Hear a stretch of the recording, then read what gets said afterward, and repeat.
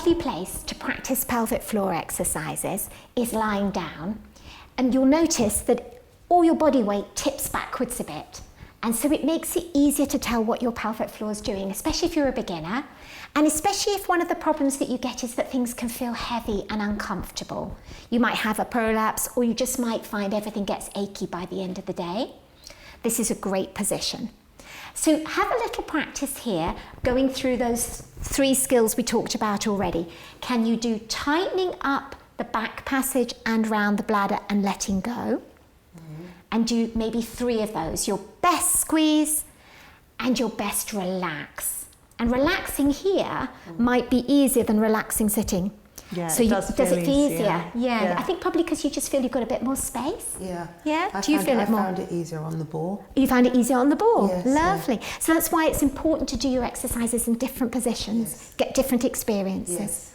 So squeeze around the back, pull up around the front like you're trying to stop a wee, and let go.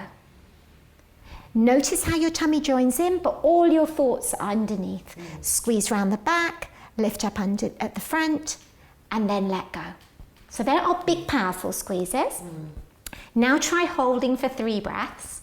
So we're going to do breath in, let the tummy swell, let the pelvic floor relax. As you breathe out, drop underneath, a medium hold, and breathe as well. And breathe, and breathe, and then let go completely.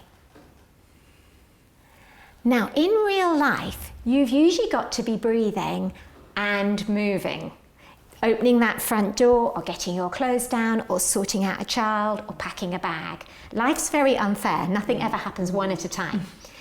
And actually, sometimes the more we focus on breathing, the more awkward the breathing gets. So a nice little trick is to actually practice instead moving your arms. Because if you move your arms, just try like backstroke, one arm up, one arm down. You can go one at a time, or you can swap them over. When you move your arms, you breathe. Yeah. But you didn't think about breathing. No. Do you see it's a bit more natural? Yeah. But what happened to your pelvic floor?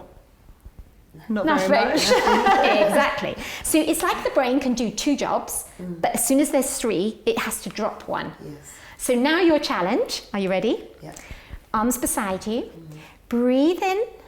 As you breathe out, draw up the back passage and round the bladder. Breathe.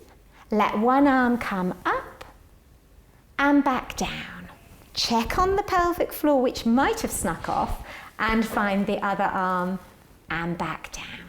Check on your pelvic floor, and you'll find you breathe more naturally, so don't worry so much about the breathing. Arm up, and then to see what you've been doing, stop and let go. Did we have 3 things? Yes. Yeah, definitely wobbled. It Wobbly. wanted to go. We were shaky at the beginning, Yeah. but we got there. You got there. The tricky bits are when you're on stretch and when you're swapping hands. It's a bit like clutch control in the car. You've got to try and keep the engine smoothly running. Shall we try again? Yes. So 3 things at the same time. Arms relaxed, breath in.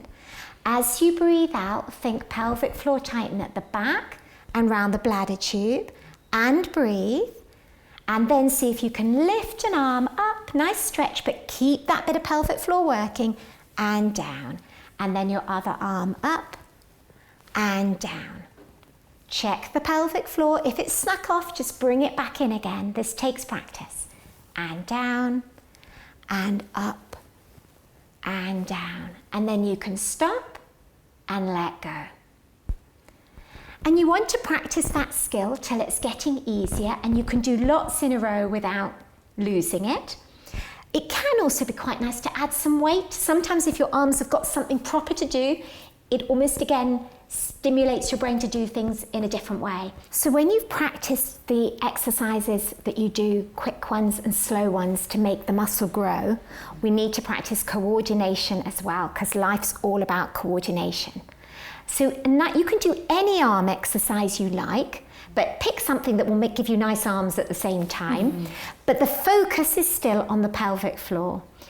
So we want a light hold of the pelvic floor, not too grippy, because you're trying to train for real life, and so that you can breathe. And you can do your arms back with weights or a bench press with weights. So if we pause and we get organised, we're going to say pause with your hands ready. Breath in to get ready. As you breathe out, a tighten of the back passage and a lift around the bladder tube, quite light, medium, so that you can breathe comfortably, and then add your weights over the top, a bench press or an arm reach. And keep checking in with your pelvic floor that it's hanging in there, doing its light hold, not too grippy, very natural. Almost till you feel like maybe you're not actually doing anything. But when you stop your arms and you let go, you should feel that the insides let go, not just the tummy.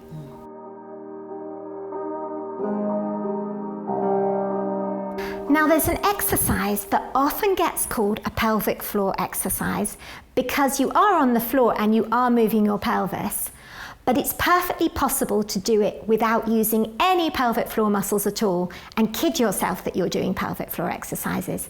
And that's the bridge or the crab, the one where you lift your bottom up in the air and you come back down. So if you try it, you can just use your hands and your feet and your bottom muscles, your glutes, and lift yourself up in the air and come back down, and you don't have to use your pelvic floor at all to do that. So we've got lots of people doing bridges and crabs thinking that they're doing pelvic floor, and actually it's not a real pelvic floor exercise.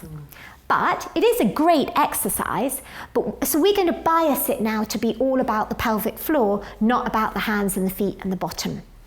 So if you bring your feet and knees about an inch apart, arms relaxed beside you, do our same technique we've been practicing. Breath in first. As you breathe out, think first about the pelvic floor. Tighten the back passage and round the bladder tube. And use those muscles with a little bit of tummy to tilt yourself back into the mat. And keep pulling in with your pelvic floor and your tummy muscles, and then a tiny bit of feet to help you lift up. And it's like you've got a rope inside that's pulling you up from the inside. Now at the top, keep some tension in the pelvic floor muscles, and then start lowering yourself down slowly, paying out your muscles slowly, slowly. Keep a little bit of pelvic floor all the way down till you land your bottom, and then let your pelvic floor go. Did that feel different? Yes. Yeah? So same again, breath in. As you breathe out, drive from underneath, pelvic floor muscles front and back, little bit of tummy, draw yourself up using an inside rope, just feet and hands a tiny bit to help you. Hold at the top, have a breath, and then pay that rope back out so you're coming down slowly with control. Lower yourself down gently and let go. And being able to control the pelvic floor and control the bladder is something that is important for a lot of people who have to rush and get in a panic. So this tightening up slowly, right from the inside, have another go, curl your bottom up using your muscles. And then we talked about that rushing to sit down on the toilet, sometimes getting ahead of us. We need to be able to control lowering our body slowly, keeping the pelvic floor as part of something we're in charge of until we say it's time to let go. And this is a nice way to practice that. So one more, draw up underneath, pelvic floor back and front. Use those muscles to lift your bottom up in the air. Keep the hands soft, keep the feet just for a little bit of help. Have a breath at the top, and now don't let it run away from you. Hold up through the pelvic floor to lower yourself slowly down. Land your bottom and your tail, and then when you're ready, let go of your inside muscles.